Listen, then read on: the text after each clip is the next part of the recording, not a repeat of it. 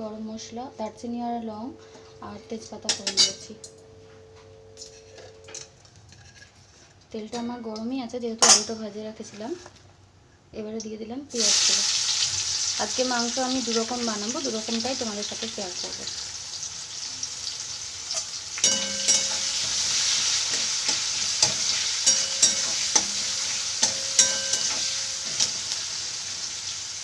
পেঁয়াজটা দিয়ে বাদামি বাদামি করে ভেজে নেব।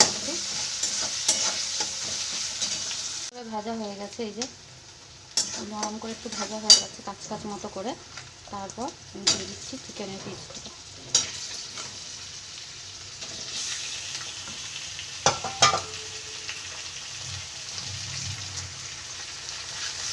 দিলাম চিকেনের পিসগুলো। আমি কিন্তু পেঁয়াজের পরেই চিকেনের পিস দিয়ে দিলাম। অনেকেই মশলা কষার পর চিকেন দেয়, আমি চিকেন আর পেঁয়াজটা একসাথেই ভেজে নিচ্ছি যাতে পেঁয়াজে এই চিকেনের গন্ধটা, যেটা আঁচড়ে গন্ধ সেটা যেন না থাকে।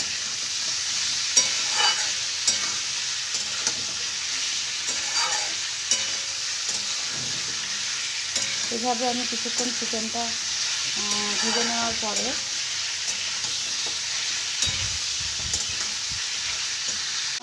সামান্য নুন দেবো যাতে চিকেনের জলটা বেরিয়ে আসে।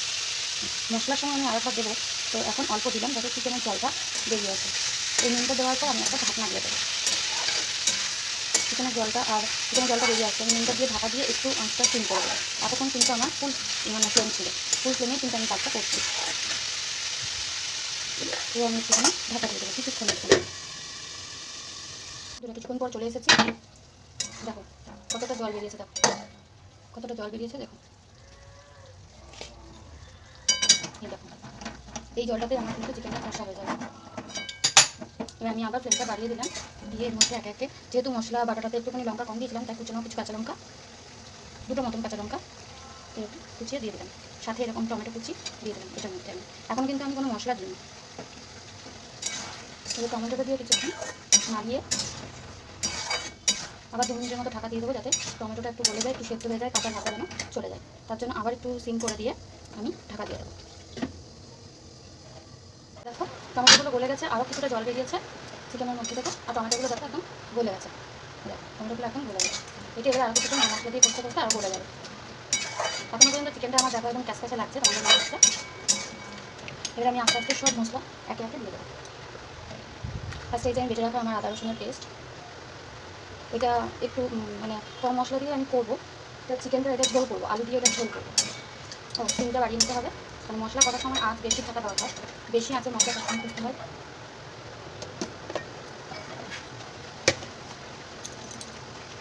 এরপর আমি এর মধ্যে দিয়ে দেবো হলুদ।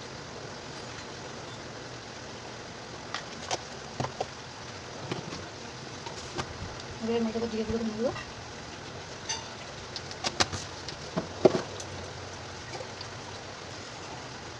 আমি মাংসটা সবসময় কাঁচা লঙ্কা ব্যবহার করি, শুধু কালারের জন্য একটুখানি কাশ্মীরি লঙ্কা করে দিই।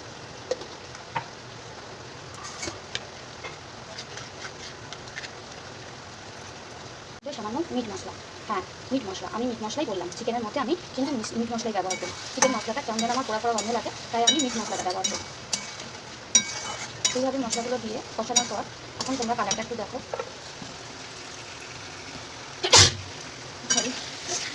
এখন এবার কালারটা রাখি। এখন আমি একটু নুন দেবো, যেহেতু এটা আমার হবে দেবো, আর জল একটু ঝোল ঝোল হবে, তাই জন্য আমি এটা কিন্তু একটু নুন দেবো। প্রথমে আমি একটু সামান্য নুন দিয়েছিলাম, এবার আমি এটার মধ্যে একটু নুন দেবো।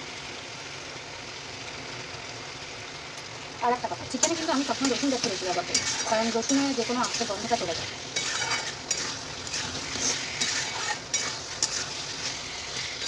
এর মধ্যে আমি আলুগুলো দিয়ে দেবো, আলুগুলো দিয়ে এরকম এটাকে কষতে থাকবো কিছুক্ষণ, বেশিক্ষণ করতে হবে না, কারণ চিকেন মোটামুটি আমার সিদ্ধ হয়ে গেছে। আলুগুলো সিদ্ধ হয়ে গেলে আমার চিকেন রান্নাটাও কম। ঠিক আছে, এবারে চিকেনের কালারটা হবে, আমি কিন্তু চিকেন এভাবে রান্না করি।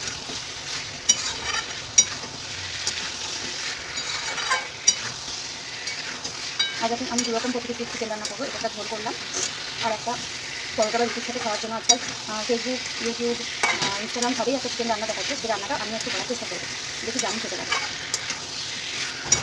তাই আজকে চিকেনটা দুভাবে ভাগ করে নিয়ে দুরকমভাবেই করছি, একটা ভাতের সাথে একটা রুটি পরোটা করবো।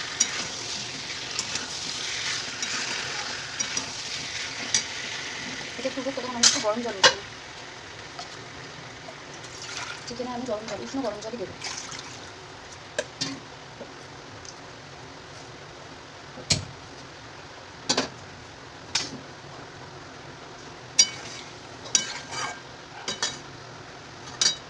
গরম জলটা হোক, চিকেনটা আমি তখন একটু ঢাকা দিয়ে দিই, একদম কম আঁচটা কম করে দিয়েছি। জলটা গরম হয়ে গেলে ওর মধ্যে আমি দিয়ে দেবো।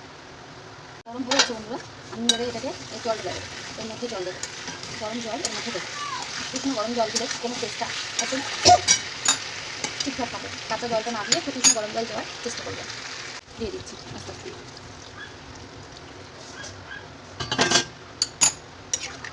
এখানে আমি 2 গ্লাস মতন জল দিলাম, কারণ এটা ফুটবে এখন একটু ফুটে ফুটে যেন ঝোলটা একদম মাংস আর আলুর মধ্যে মানে মিশিয়ে সুন্দর করে সিদ্ধ হয়ে যায় আলুগুলো।